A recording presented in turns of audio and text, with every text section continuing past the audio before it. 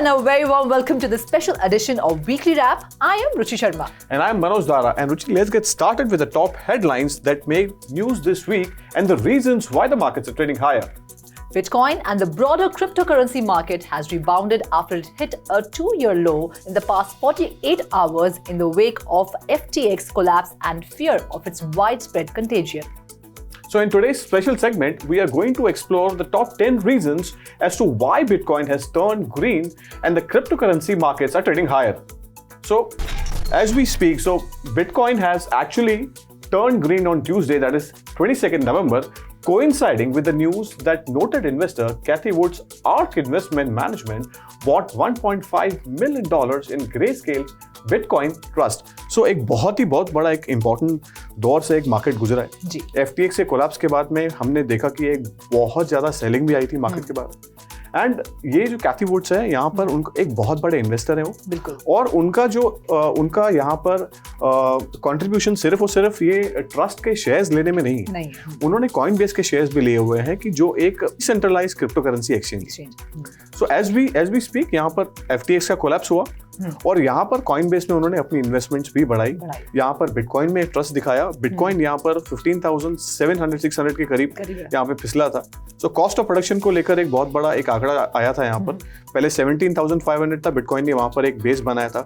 अभी के जो रिसेंट नंबर्स हैं वो एक सजेस्ट कर रहे हैं कि 15,500 की तरफ एक प्रोडक्शन कॉस्ट है। सो वहाँ पर एक बेस बना हुआ है। तो एक बाइंग ऑप्टिमिज्म, एक वैल्यू बाइंग हम जिसे कहते हैं कि इतना गिरने के बाद में 20,000 से गिरने के बाद में बिटकॉइन एक लेवल पर आके संभला। And these are the reasons why market got support and it's trading higher. Moving on, one of the reasons for Bitcoin hitting 2-year low of $15,480 on Monday was the looming fear about trading firm Genesis Future, as rumors spread that it might file for bankruptcy. But later on Monday, Genesis said it had no plans to file bankruptcy imminently. तो यहाँ मनोज जैसे FTX exchange में बहुत बड़ा investment जो है वो genesis का भी था। $175 मिलियन के करीब का एक्सपोजर था। उन्होंने डिक्लेयर भी किया है, वो किया था। और अभी उसके बाद लोगों को लगा कि शायद जेनेसिस भी बैंक्रप्सी फाइल करेगी, लेकिन ऐसा हुआ नहीं।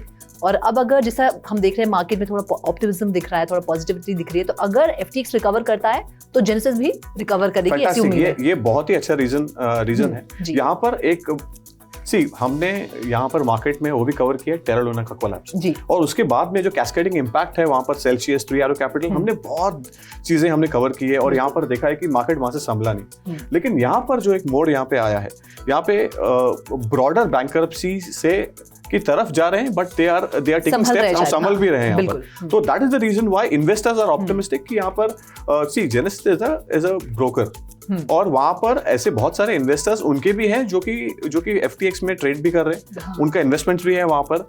और इसको लेकर अगर एक ऑप्टिमिज्म आ रहा है FTX की स्टेबिलिटी को लेकर, and that is the reason why Genesis भी संभलेगा और इसके इन्वेस्टर्स भी संभलेंगे। एंड ये एक रीजन है जहां पर एक ऑप्टिमिज्म बना हुआ। बिल्कुल। Moving on, investors' fear towards FTX contagion eased following the news of FTX holdings $1.24 billion in cash reserves, which former FTX CEO Sam Bankman-Fried raised hopes of for investors, which is actually the saving reason for the FTX, and which triggered value buying in the beaten down digital currencies such as Bitcoin and Ethereum.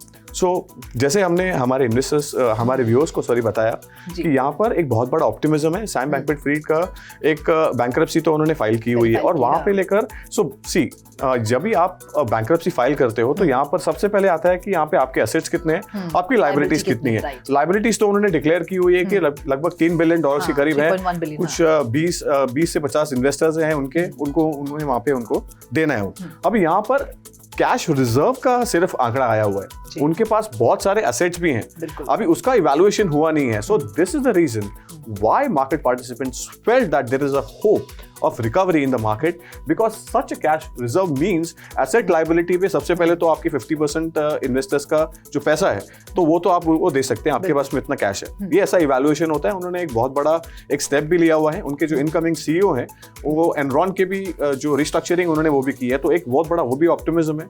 Statements आ रही है हर जगह से, लेकिन they are taking one step at a time, and cash reserve declaration का जो एक statement आया है that is actually positive for the market. तो भी एसेट इनके कितने होंगे और लायबिलिटी से अगर ज्यादा होंगे तो तो फॉर एग्जांपल पॉजिटिव एक एसेट इवैल्यूएशन अगर उनका आता है as of the current market price, वो इवैल्यूएट होगा एंड वहां पर कौन कितने इन्वेस्टर्स हैं उनको, अगर ये भी आंकड़ा आता है कि लगभग अगर इक्वल अमाउंट ऑफ एसेट्स और लायबिलिटीज है, then you will see a Very broader positive. optimism. Yeah, absolutely.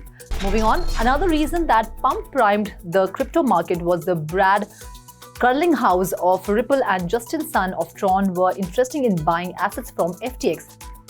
तो यहाँ पर जब FTX ने कोलैप्स अपना मतलब कोलैप्स हुआ या कहो कि बैंक्रप्सी डिक्लेयर की, तो उसके बाद ये रिपल से जो ब्रैड है और जस्टिन सन फ्रॉम ट्रॉन दोनों ने इंटरेस्ट दिखाया in buying out FTX. So ये इंटरेस्ट उनका तभी भी आया था जहां पर जब Binance ने हमने बहुत एक्सटेंसिवली ये जब Binance ने पुल आउट किया था, और उसके बाद में खबरें ये भी थी कि यहाँ पर सैम बैंकमैन-फ्रिड जो है वो बहुत सारे इन्वेस्टर्स के साथ में टच में है एंड एक नाम ट्रॉन के फाउंडर का भी आया था, और यहाँ पर $1 बिलियन वो अलग-अलग इन्वेस्टर्स से रेस कर रहे हैं. रुचि, प्लीज रिमेंबर दैट कि यहाँ पर अभी तक उसके ऊपर कोई डिसाइसिव आया नहीं है कि जो बाकी के जो इन्वेस्टर्स हैं उन्होंने एग्री किया है कि नहीं. अगर वो भी एग्री करते हैं, that is the reason that will add more value to this rally. और यहाँ पर एक sense of it's a sense of responsibility.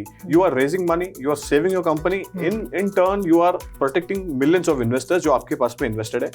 Investor confidence बढ़ेगा कि अगर ऐसे bankruptcy से अगर कोई restructuring करके अगर बाहर निकल सकता है, that means he is a company to bet on going forward. और यहाँ पर optimism बना रहेगा. बिल्कुल बना रहेगा.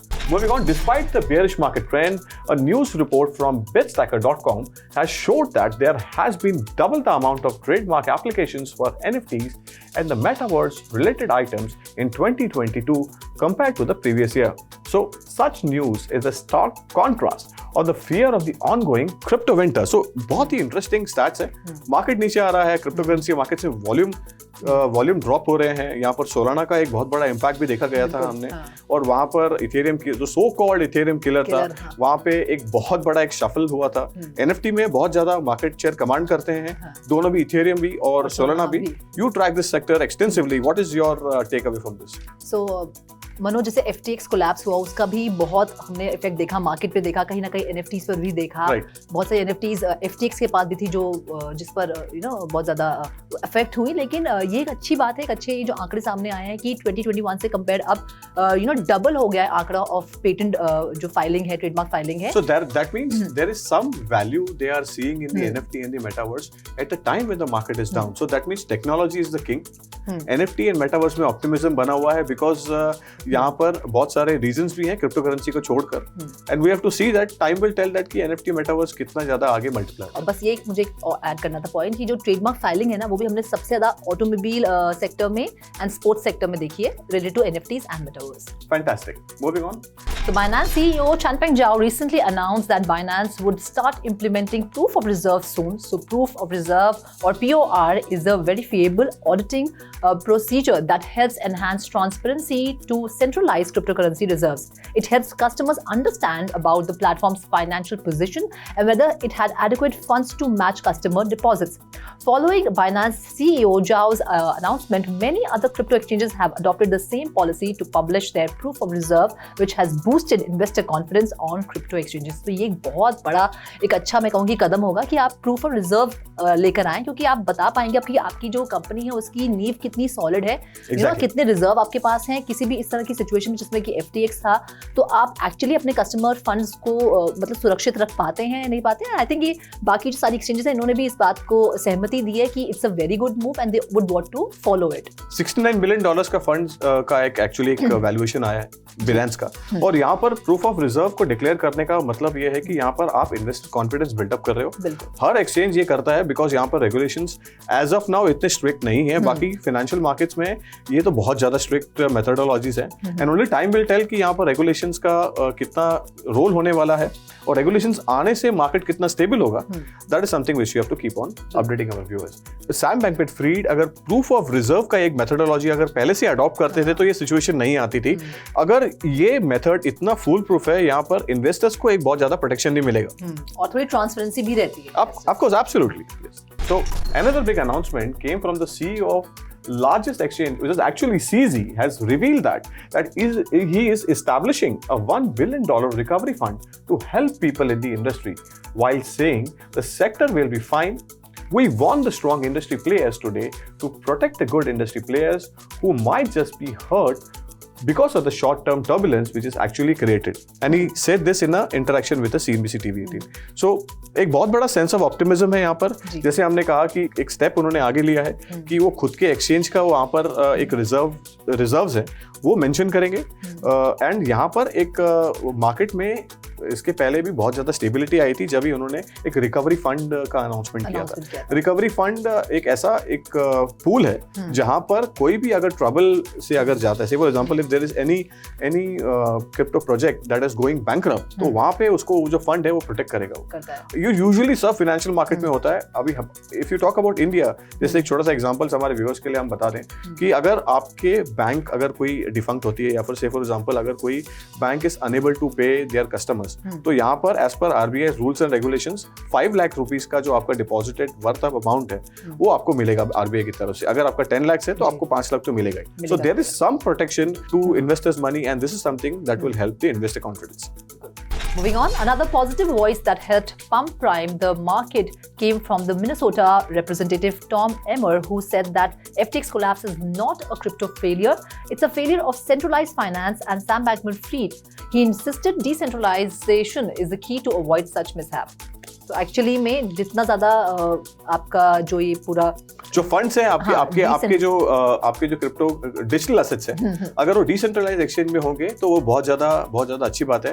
तो एक सबसे बड़ा एग्जांपल ये है कि ये जो कोलैप्स हुआ उसके बाद में डिसेंट्रलाइज जो प्लेटफॉर्म है यूनिस्वैप है, वहां पर एक बहुत बड़ा एक सर्च देखने मिला था. लगभग 50% से के करीब उसके जो टोकन्स है उन्होंने परफॉर्म किया था. And that is the only reason why. सो एक और ऑप्टिमिज्म है, हमेशा ऐसा होता है मार्केट में, कोई भी अगर एस्टैब्लिश्ड प्लेयर अगर नीचे जाता है तो उसका मार्केट शेयर किसी और को जाता है. तो ये होता रहता है, अगर वो कभी पीछे है तो वो आगे है, अगर वो लॉस है तो किसी और का गेन भी है. बट यहाँ पर देखने जैसी बात ये भी है और स्टैट्स भी ये बता रहे हैं कि जो इन्वेस्टर्स हैं वो अपने पैसे मार्केट में से निकाल के अपने घर पे लेके नहीं जा रहे हैं. वो मार्केट में सिर्फ और सिर्फ buying shifting from centralized to decentralized platforms, and which is actually a positive sign. Market में अगर ऐसे टाइम पर अगर पैसे निकाल के आप जा रहे हो तो क्रिप्टो मार्केट संभलेगा नहीं, क्योंकि रिटेल इन्वेस्टर्स हैं, इंस्टीट्यूशनल इन्वेस्टर्स हैं, एचएनआईज हैं. Long term is the strategy. And bitcoin इतने लोअर से जो बाउंस बैक किया है, या that is something which is really interesting. Moving on, FTX collapse has triggered global regulatory mechanism to implement oversight over the crypto industry in order to protect investor funds. Regulatory oversight is always a positive sentiment for the markets. So, एक सबसे important जो aspect अभी is regulations. And as we speak, there are a lot of things that are going on in the global market as far as the regulation is concerned. So हमारे investors के लिए मैं बता दूं कि हमने क्रिप्टो करेंसी मार्केट्स के ऊपर, वेब3 मार्केट्स के ऊपर के उनके क्रिप्टो रेगुलेशंस एंड टैक्सेशंस के ऊपर एक बहुत ही अच्छा एक एपिसोड हमने शूट किया हुआ है. आप जाइए, हमारे डिस्क्रिप्शन पेज में हम मेंशन भी करेंगे ये. If you are interested in watching that show, please go and watch it. But ये जो रेगुलेटरी एंगल जो है वो एक बहुत इंपॉर्टेंट है एज ऑफ नाउ. अगर आप कंसर्न में हैं तो रेगुलेशंस आते हैं तो एक होप होगा.